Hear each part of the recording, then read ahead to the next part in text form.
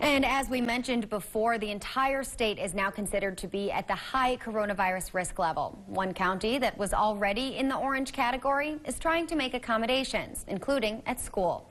Here's PJ Walker with more. Even though Ward County changed to the orange level, Minot Public Schools is changing what the orange level means to them. I spoke with Dr. Mark Vollmer, who says ultimately they want to make the best decision for the students and the community.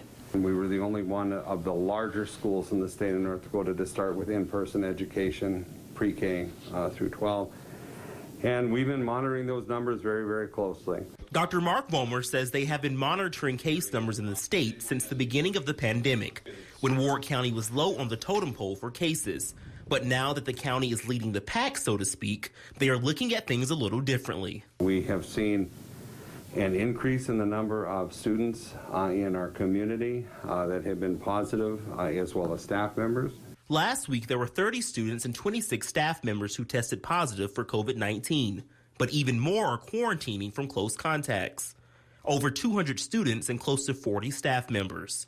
Vollmer says given those numbers, it seems that the virus is spreading in the community and not the school. When somebody gets COVID in the household, much more likely for whatever reason that others in the household are going to get that. With the rise in case numbers, the school district moved to the orange level, originally meaning that students would be doing distance learning.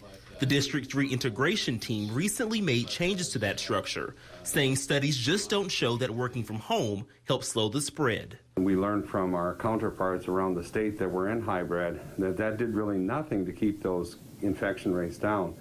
Matter of fact, in some cases, it seemed to do the exact opposite. School Board President Jim Rostad says they will continue to monitor case numbers and make the best decision for students and staff members. We will continue to monitor the numbers and hopefully keep the kids in school, because there's just so many unintended consequences of having the kids out of school. They say they are not only monitoring cases in the schools, but as well as the county. They think that sending students home to do distance learning will create a domino effect for parents and their jobs. So until they have to send students home, they say they won't. Reporting in Minot for KX News, I'm PJ Walker. As the